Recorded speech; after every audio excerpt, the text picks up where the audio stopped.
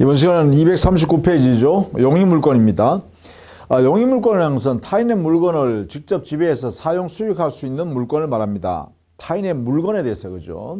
자, 우리 민법상의 용익물권은 종류가요, 지상권, 지역권, 전세권, 이 세 가지죠. 이 세 가지 각각의 내용을 우리 민법에 규정되어 있으니까 그걸 하나씩 정리해 봅니다. 먼저 지상권.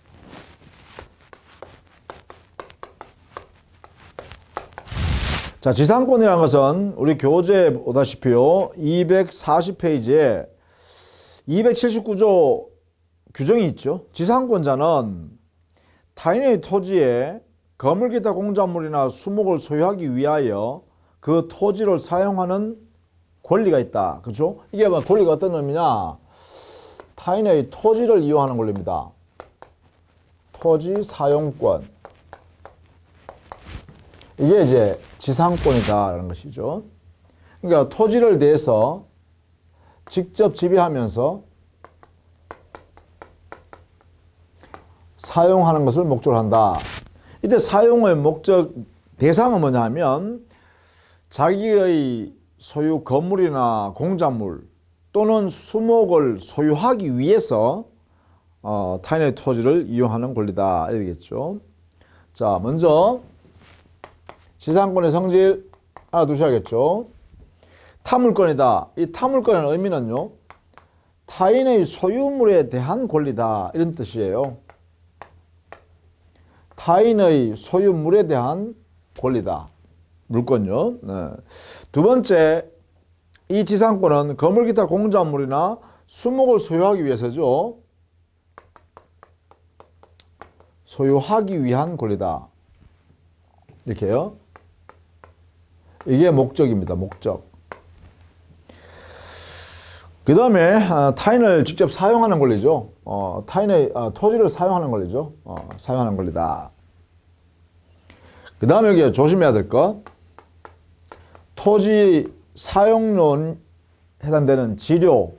이 지료는 성립 요소가 아니다라는 걸 꼭 알아두셔야 돼요.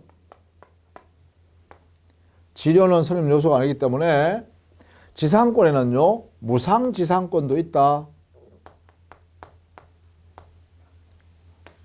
공짜로 그 타인의 토지를 사용할 수 있는 그러한 지상권도 이것도 허용된다.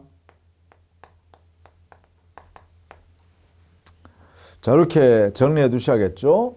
그 다음에 물론 타 물건이잖아요. 그죠? 따라서 토지 임차권과 구별해야겠죠. 토지 임차권은 그래요, 채권입니다.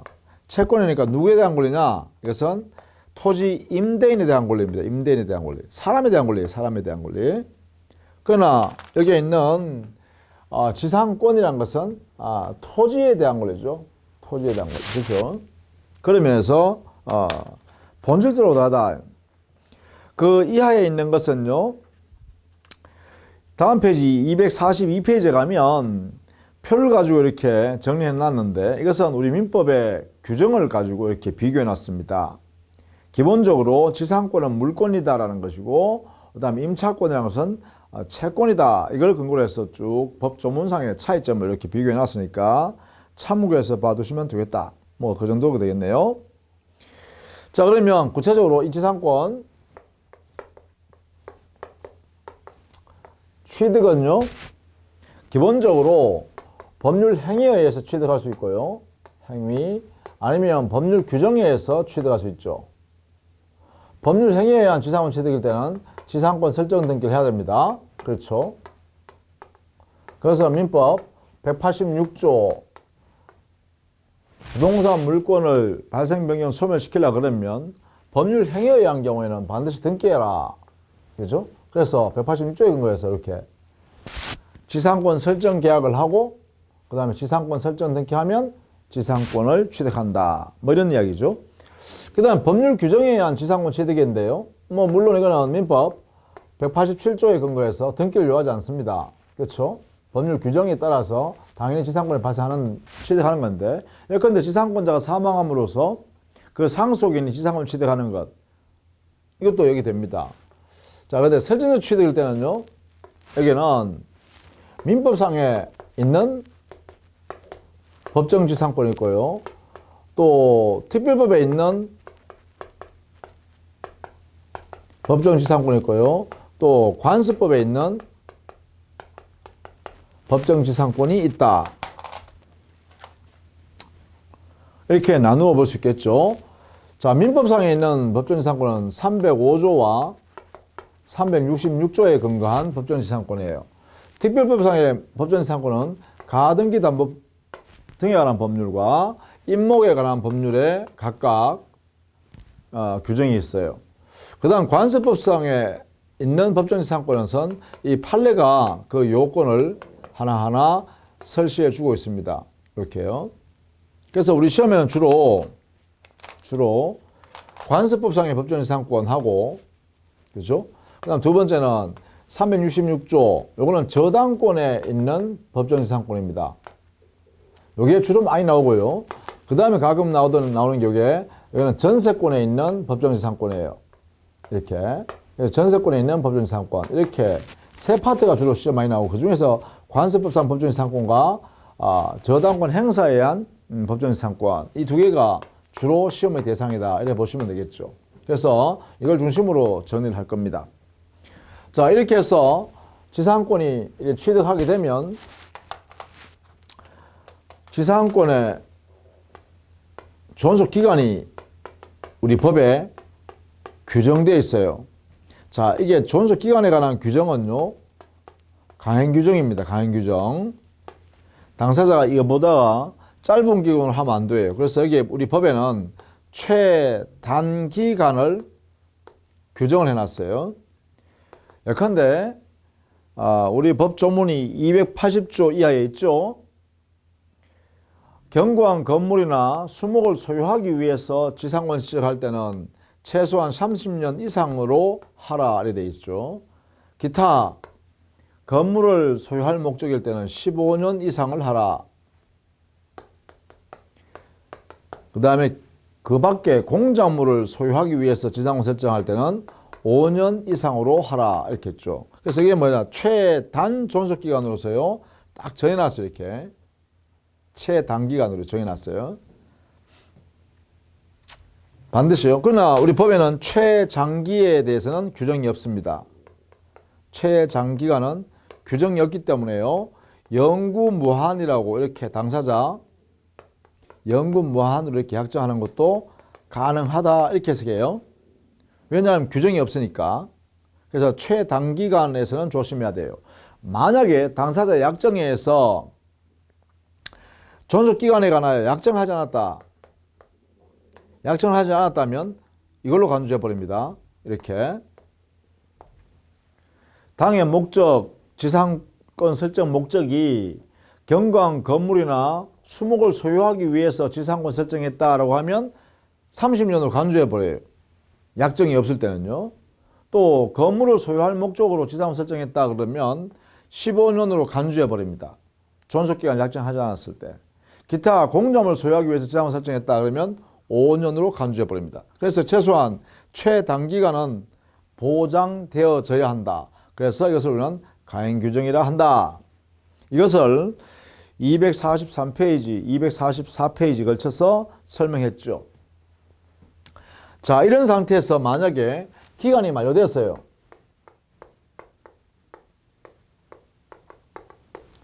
자, 기간이 만료됐을 때 이런 경우에는요, 당사자끼리 말이죠, 지상권자와 지상권 설정자 사이에 말이죠, 약정에서 갱신할 수 있죠. 물론 이때 약정에서 갱신할 때도요, 최단기간은 보장해야 됩니다. 이거는 보장하는 상태에서 해야 됩니다. 자, 그런데 기간이 만료됐을 때 약정 갱신은 당연히 가능하다라는 전제하에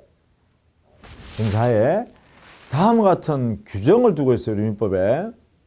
자, 기간이 만료됐을 때 당의 지상물이 현존한 경우라면 지상권자는 설정자에 대하여 갱신 청구를 할 수 있습니다. 자, 이게 청구권으로 보장한다는 걸 알아두셔야겠다. 첫 번째, 기간이 만료되었을 때 지상물이 현존한다면 지상권자는 지상권 설정자에 대하여 갱신 청구를 할 수 있도록 지상권자한테 권리를 보장합니다. 이렇게. 자, 이게 권리를 보장하는데 이때요, 설정자가 승낙을 하게 되면 갱신 청구요. 자, 한 번 더 토지를 지상권 설정해서 내가 계속 쓸게요. 지상권자에게 청구했어요. 설정자한테. 그러니까 지상권 설정자가 네, 좋습니다. 그렇게 하시죠. 라고 승낙하면 그게 뭐예요? 바로 약정에 의한 갱신이 이루어지는 거죠. 그래서 한 번 더 최단 존속기간을 보장하는 전자에 당사자가 존속기간을 정해서 또 한 번 더 갱신해 줄 수 있죠. 근데 문제는 뭐냐면 승낙을 하지 않고 거절하면 어떻게 될까?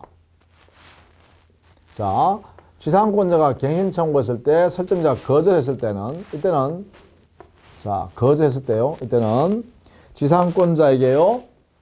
당에 그 지상물 있죠? 이 지상물은 지상권자 소유잖아요. 그죠? 자기의 지상물을 지상권 설정자에게요. 매수하세요라고 청구할 수 있어요. 이렇게 주장할 수 있어요. 자, 이게 중요하죠? 설정자가 갱신을 거절했다면, 이렇게요. 지상권 설정자가 지상권자의 갱신 청구에 대해서 거절한 경우에는 우리 민법 규정에 의해서요. 지상권자는 이 권리를 행사할 수 있다는 거예요. 지상물 매수를 청구할 수 있다. 자, 이 청구권의 성질이 뭐냐 하면 이게 형성권이에요. 형성권이기 때문에 매매 계약이 체결돼 버리네요. 요 지상물에 대해서. 그래서 여기에 설정자는요. 여기에 매수 청구권에 대해서는 여기에는 설정자가 거절할 수가 없어요. 매매 계약 체결돼 버렸어요. 이렇게. 그래서 지상물 설정자는요. 그 지상물의 대가를 대금으로 지급해야 합니다. 하여야 합니다. 이렇게. 그리고 이 지상물 매수 청구권이라는 우리 민법에 있는 규정은요. 가행 규정이에요. 가행 규정이다 보니까 거절이 안 되는 거예요. 이게 거절이 불가능한 거예요. 설정자가. 자, 요 내용을 반드시 알아두셔야 돼요. 기간이 만료됐을 때 지상권자는 어떻게 하느냐. 뭐 두 가지 방법이 있죠. 아예 수거해서 나갈 수도 있고요. 지상권자는. 그죠? 자기 물건이니까 수거해서 토지 돌려주고 원상복구해서 돌려주고 그 위에 있는 지상물을 싹 제거해버릴 수 있습니다. 수거할 수 있어요. 수거. 이렇게 할 수도 있고 아니면 이렇게 할 수도 있다는 거죠. 바로 이렇게 해요. 지상물이 현존할 때 지상권자가 그래요. 갱신을 청구하고 1번 거기서 거절하게 되면 2번 지상물 매수 청구를 행사해서 그 지상물을 설정자한테 팔아버리고 나오면 된다. 이런 얘기예요. 이렇게요. 다만 이때요. 이 지상권자가 갱신 청구를 거쳐서 지상물 매수 청구를 하는 건데 거쳐서 합니다. 이렇게 1번 매수 청구 갱신 청구하고 거절하면 그 다음에 지상물 매수 청구합니다. 이렇게 합니다. 이렇게. 다만 이거는요. 이거는 지상권자가 의무 위반했을 때는 안 된다. 의무 위반 시에는 이런 행위를 할 수 없습니다. 그래서 의무 위반이 없을 때 이런 내용이 실현된다. 이렇게 알아두시면 되겠죠. 그것이 여러분 교재는 244페이지 하단에 양갈로 3번에요. 계약의 갱신 거기에 283조의 규정이 있죠. 그래서 245페이지에 가면 지상권자의 갱신 청구권과 지상물 매수 청구권 이거 정리해놨죠. 먼저 갱신 청구는요. 기간이 만료되었다. 현존한다. 지상물이. 그러면 갱신 청구할 수 있어요. 이 갱신 청구에 대해서는 지상권 설정자가 거절할 수도 있고 승낙할 수도 있어요. 승낙을 해버리면 약정갱신에서 최단 존속기간을 보장하는 범위 내에서 다시 갱신이 되겠죠.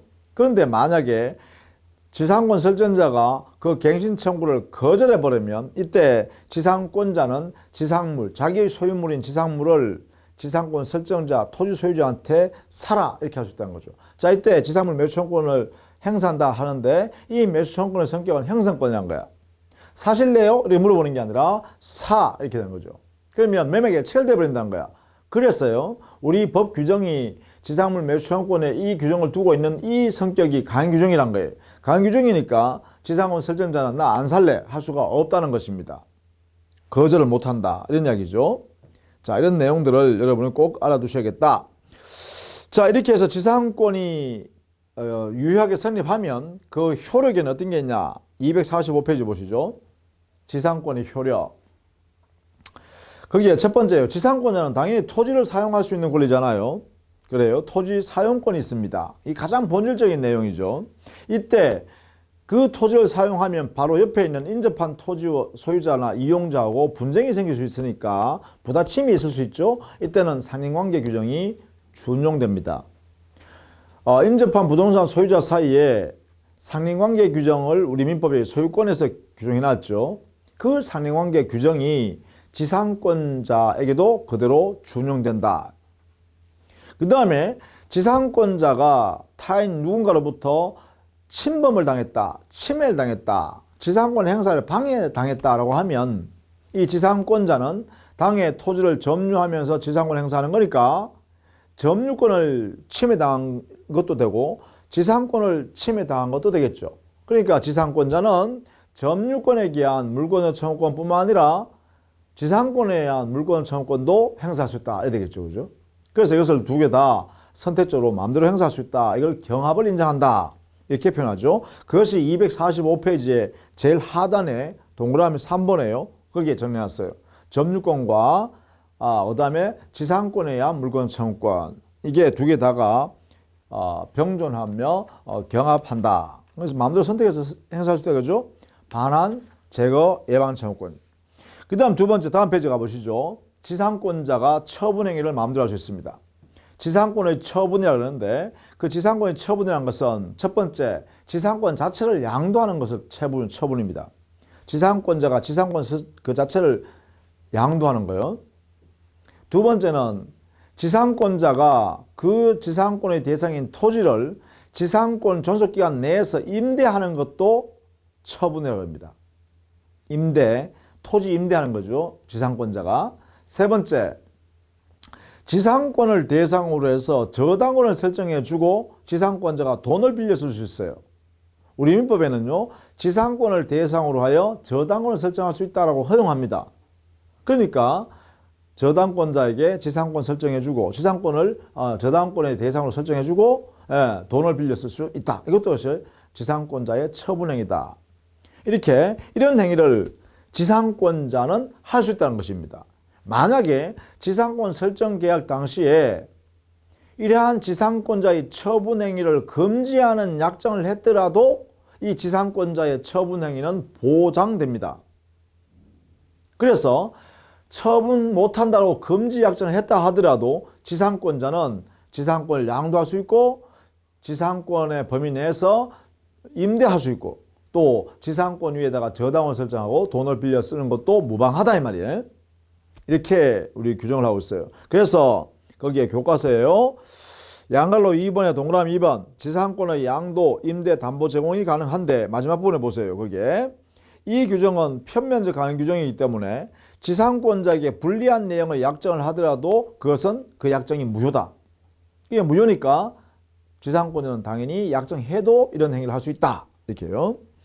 자, 그 다음에 양갈로 3번에 치료 지급 의무입니다. 지상권자가 당해 타인의 토지를 사용하니까 그 사용 대가로서 금전 기타 물건을 교부하기로 약속했으면 그걸 지료라 그래요. 자, 이때 지료에 관해서는요. 지상권 설정자와 지상권자 사이에 합의, 지료 지급할 합의를 했다면 지료 지급할 의무가 생깁니다. 그러나 치료 지급에 관한 약정을 당사자 사이에 하지 않았다면 그때는 치료 지급할 의무가 없습니다. 치료 지급할 의무가 없더라도 지상권은 성립할 수 있습니다. 자, 그래서 치료 지급할 약정을 했다면 치료 지급할 의무가 지상권자에게 있고, 따라서 지상권 설정자인 토지 소유자는 지상권자에 대하여 치료 지급을 청구할 수 있겠죠. 자, 그것이 첫 번째 치료 지급 청구권입니다. 이것은 약정을 해야 됩니다. 치료 약정. 그 치료 약정을 등기하면 제3자한테 대항할 수 있습니다. 치료 약정을 등기하지 않으면 당사자, 즉 지상권 설정해 준 사람하고 지상권자 사이에만 효력이 있을 뿐이야. 따라서 지상권에 있어서요, 치료에 관한 약정을 등기해야만 제3자한테도 이 지상권 관계가 존속하는 한 토지 소유자가 지상권자한테 치료 지급을 청구할 수 있어요. 자, 이 부분을 꼭 알아두셔야겠죠. 이렇게 치료 지급받을 수 있는 권리가 인정될 때 지상권 존속 중에 경제적 상황이 갑자기 돌변해 가지고 그 치료가 상당하지 않다라고 하면 치료에 관해서 정감 청구권도 있는데요. 치료 증액을 청구할 수도 있고 치료 감액을 청구할 수도 있다. 정감 청구요. 이때 이 청구권은 형성권입니다. 형성권. 그렇기 때문에 증액을 청구하면 증액으로 확정되고요. 감액을 청구하면 그 청구할 때 감액으로 확정된다. 이런 이야기입니다. 이렇게. 다만 이 치료 증감 청구권은요, 치료 지급에 관한 약정이 있을 때만 이게 인정됩니다. 이렇게. 이 약정이 있을 때 인정된다. 이렇게 정리를 해 두셔야겠습니다. 자, 그런데 말입니다.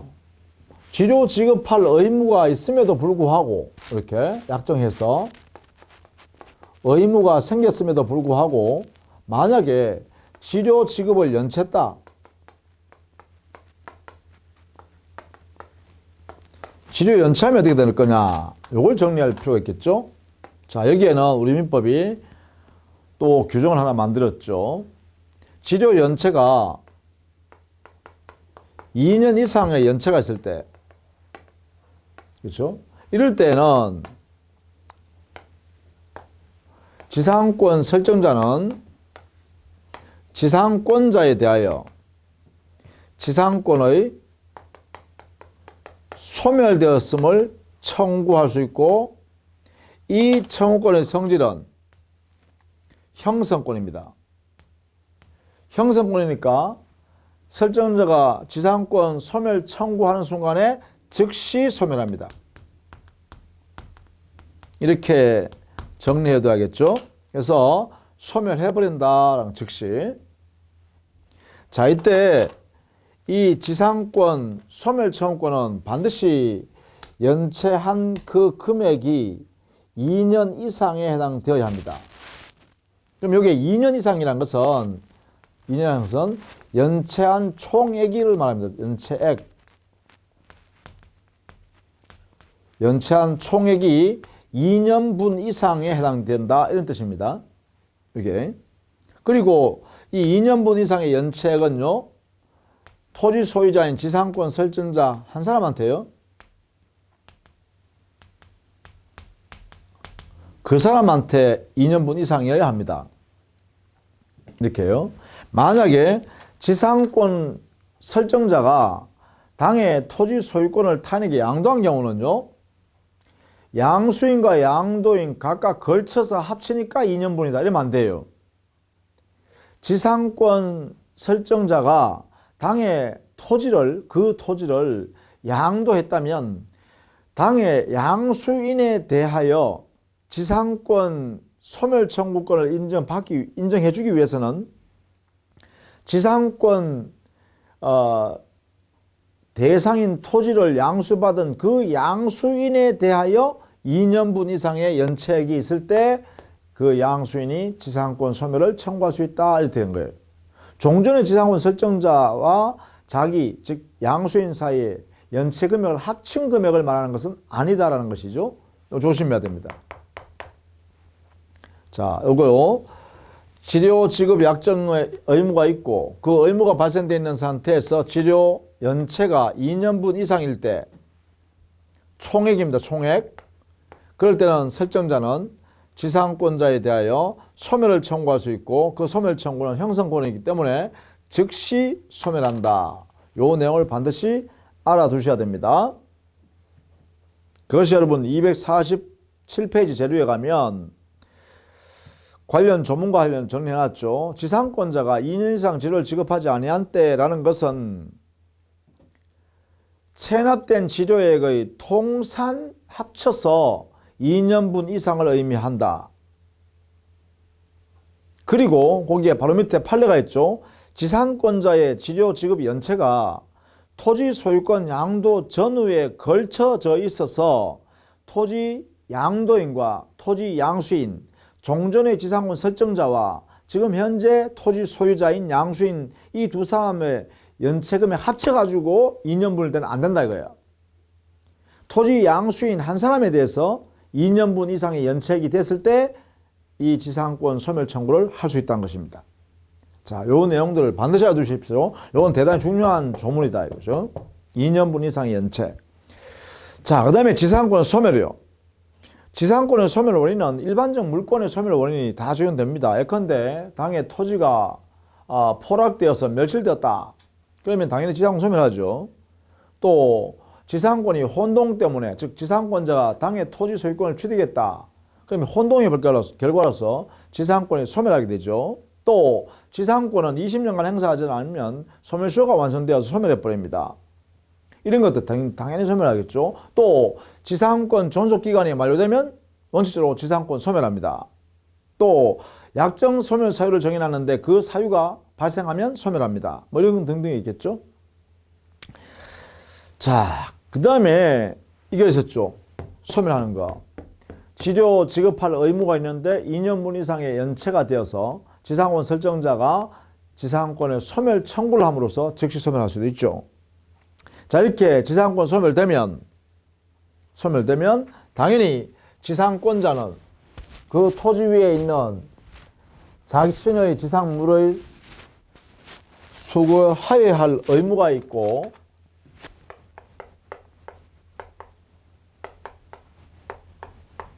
수거, 이거는 의무이자 권리죠. 동시에 권리입니다.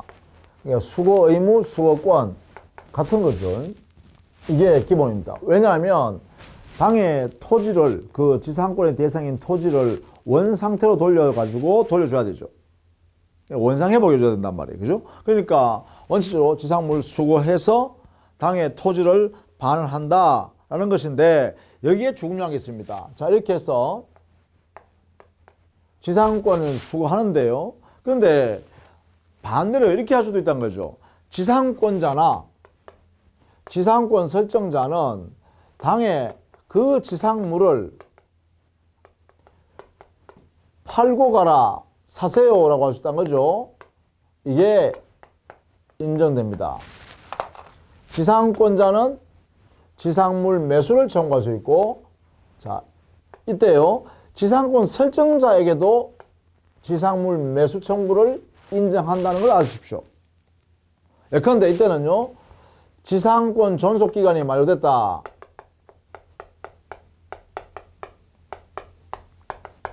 만료됐다 하면 지상권자는 갱신 청구하고 갱신 청구했더니만 지상권 설정자가 갱신 못 해주겠다라고 거절해버리면 그때 지상권자는 지상물 매수 청구권을 행사해서 설정자로 하여금 대금 주세요. 이렇게 할 수 있죠. 이때 지상권자가 매수 청구했을 때는 이때는 설정자는 거절을 할 수가 없다. 그렇죠? 자, 이에 반해서 말입니다. 설정자도 지상권자에 대하여 야, 당신의 지상물이 그 소유물 있잖아. 그거 내한테 팔고 나가세요. 뭐라고? 주장할 수 있는 권리를 똑같이요. 지상물 매수 청구권이라고 그래요. 그래서 지상물 매수 청구권은 지상권자에게도 인정되고 지상권 설정자에게도 인정된다. 자, 차이점은 뭐냐? 지상권 설정자가 지상권자에 대해서 지상물 매수 내한테 팔고 나가세요 라고 매수 청구했습니다. 그랬을 때는 지상권자에게 정당한 이유가 있으면 그때는요, 지상권자는 거절할 수가 있다. 자, 이게 이제 차이점이에요. 지상권자가 매수를 청구했을 때는 그때는 설정자가 거절할 수 없었습니다. 나 안 살래 할 수 없었어요. 그런데 지상권 설정자가 매수를 청구했을 때는 지상권자는 거절이 가능하다. 다만 정당한 이유가 있어야 됩니다. 자, 이 효과가 지상권이 종료되면 존재하게 된다라는 것입니다. 자, 이 두 가지가 가장 기본적인 내용이네, 그죠? 자, 다만 이 해석상요, 우리 민법 규정에는 없습니다만 해석상 지상권자는 토지에 대해서 유익비를 지출함으로써 당의 토지의 가치가 증액되어 있어요. 증액되어 있는 상태에서 토지를 반환해 준다면 그 지상권 설정자인 토지 소유자는 이득을 보게 되죠. 부당하게. 그래서 지상권자는 그 지상물에 투입한 유익비 상환을 청구할 수 있도록 인정하는 것이 타당하더라. 이거는 단순히 민법 규정이 없으니까 해석상 인정되는 제도입니다. 해석상. 자, 지상권자는 유익비 상환을 청구할 수 있다. 자, 이것도 이해를 해 두시기 바랍니다. 이때 유익비 상환 청구권의 성질은 뭐냐? 성질은 부당이득 반환 청구입니다. 부당이득 반환 청구예요.